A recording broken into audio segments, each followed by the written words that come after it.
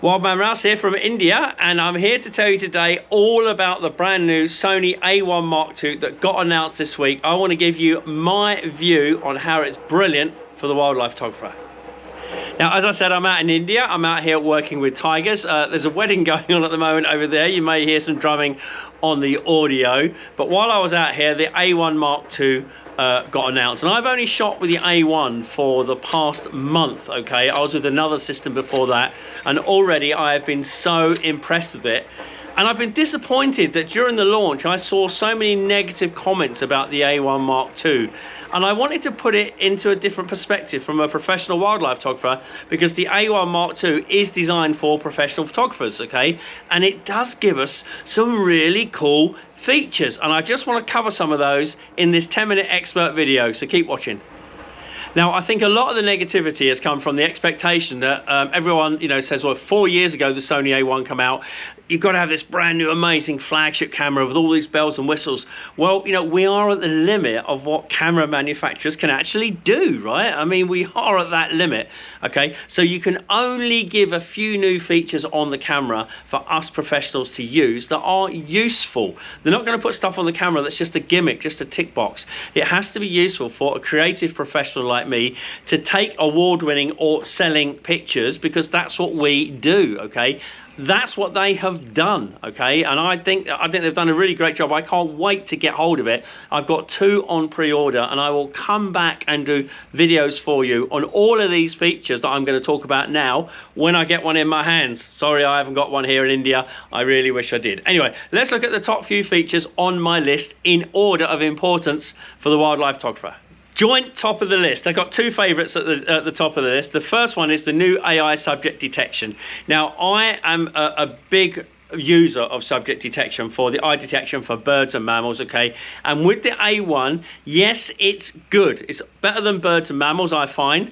I find there's some issues maybe with backlit, really heavy backlit situations. I like to shoot backlit images, and all cameras I've ever used struggle in backlit conditions.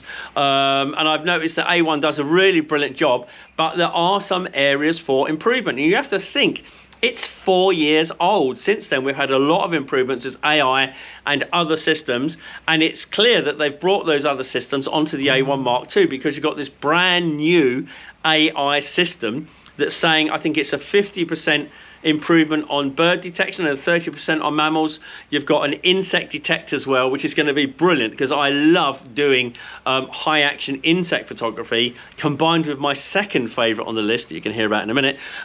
So for me, that's great. Now, they've also got this kind of auto mode where it will detect a multitude of subjects without you selecting the individual type. So it will look at birds and mammals and whatever all together. Now, I want to test that, because that sounds really exciting. I don't expect it to be foolproof, because if it was, they wouldn't have the individual modes, okay? So it's very much a quick shot reactive mode that's there for 50% probably of the situations when I haven't got time to change it and customize it for the bird or the mammal or the insect or whatever I'm doing. So that's my joint favorite feature. What's my other favorite feature? Pre-capture. I can't wait to try pre-capture. Now listen, pre-capture, it's a big deal. I come from a world of pro capture with the OM system, okay, where every user has been using it for years to nail brilliant high action shots that you can't get otherwise. I mean, the ability to go back in time for a second and to record what you missed, like a bird taking off or landing or something jumping, it's incredible. I'm so excited about it, because when you combine it with the new tracking capability, the sensor, the amazing full frame sensor, the high ISO capability, all of those things of the current A1, okay, it's really exciting, because it revolutionizes what photography you can do. Pre-capture is just going to be incredible. And I can't believe very few people have actually mentioned it and got excited about it. Well, for me, it's a massive feature, because it allows me to do things in wildlife photography that I couldn't do previously. And you've been seeing some pictures on the screen that I've taken with my old systems. I cannot wait to try it with the new A1 Mark II. So that's my joint 2 favorite features of the new camera, but of course there are plenty others that are awesome too. The next biggie for me is the IBIS increase from 5.5 to 8.5 stops. That means as a hand holder, I'm going to hand hold a lot more stable stills in low light, okay, so I can shoot in low light without putting the ISO up too high, okay, so I can hold a slower shutter speed. And, you know, I'm looking forward to be able to holding a 30th of a second, which I've done previously, perfectly still. It's going to be amazing. Also for video, you know, I'm not a lock-off video guy on a tripod. You know, I'm normally working from a Jeep or a car or stalking. I need to hand hold, and I'm pretty stable, okay, but any help that I can get will be much appreciated. Well, this new IBIS will help me, and I also believe there's a couple of really good new movie modes that will do an auto steady shot and make it even more stabler when it detects, stabler, is that a word? That it detects when you're hand holding. So for me, these new features, this new IBIS is fantastic, and it's as much fantastic as the other two features. Really, I should have made it equal. I should have made three favorites, because to be stable with the 200 to 600, which is my lens of choice of the Sony system, is going to be amazing. And there's nothing wrong with the A1. I'm doing brilliant with it, okay? I absolutely love it. But that increase from 5.5 to 8.5 stops, fantastic. Now, another feature that excites me is the speed boost, and I saw this on the A9 Mark III when it came out, and I thought, that is genius, okay? I don't want to have my motor drive on 20 frames a second on high all the time, or high plus. I don't want to have that because I'm doing static subjects. Here, I was in tigers the other day, and I did a lot of portraits, okay, of tigers, and I don't want to do them at 20 frames a second, but I want the ability to react if something happens. A tiger gets up and starts fighting or doing something, I want to be able to suddenly go to a high speed without having to go to the menus and go to a high speed. It looks like this speed boost has got some kind of button on the front, hard for me to tell from the specs, but that's what I read, where you can press it and it will instantly increase the speed to the maximum, so 20 frames a second or 30 if you're using the high speed, and you've got the, I guess, the CF Express card. That is a really great feature, okay, because it allows you as a pro, sports and wildlife, to react to rapidly changing things in front of you. You know, I don't want to burn through cards if I don't need to. I want to save that vital card space for when I need it, when something incredible is happening, and I don't want to get to the case where something's amazing happening and I haven't got any more card space. I've got to change cards because I've been blasting away at subjects that don't need you to blast away at. The autofocus is so good, you don't need, okay, to blast away at static stuff.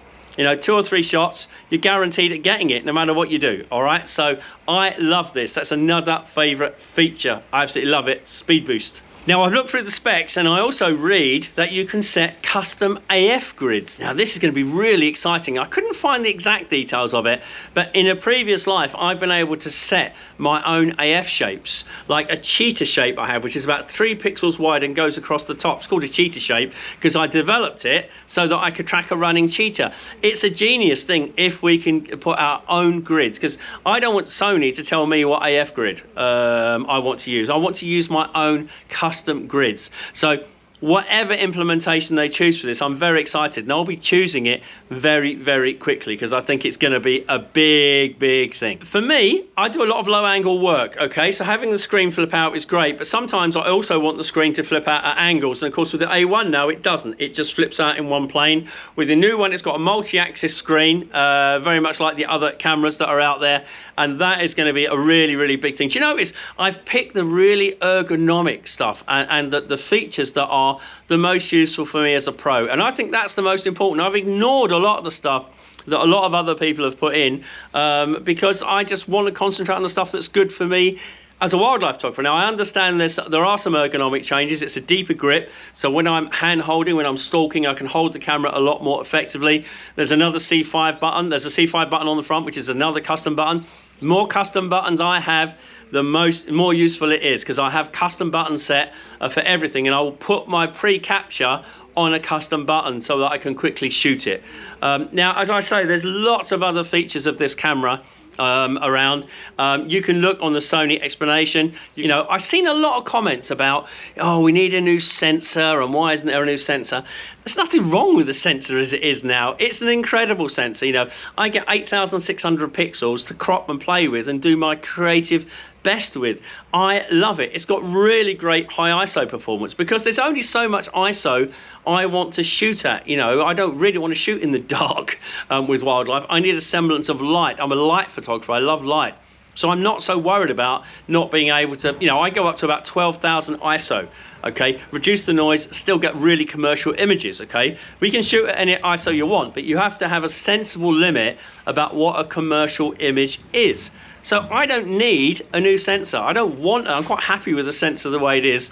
The things that I think Sony have done for the A1 Mark II are exactly what we needed, and I'm sure there's some hidden stuff in there as well. There always is on these new cameras. Now, as I say, I haven't got one, so I can't test it and tell you what it's like and tell you how it performs and everything. But as soon as I get my 2, I will be testing them extensively in the new year, in Africa certainly, in Scotland on gorillas, and also back in India here. So I will come back and do a video for you.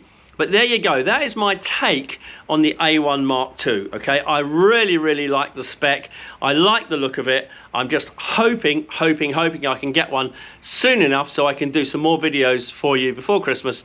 But let's see what it's like. But well done for Sony.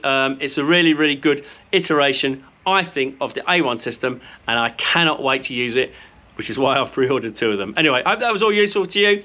Please subscribe and follow the channel. Got lots of always cool features on here. Not just about Sony, about everything, but just about the world of being a wildlife photographer. All right, bye for now. See ya.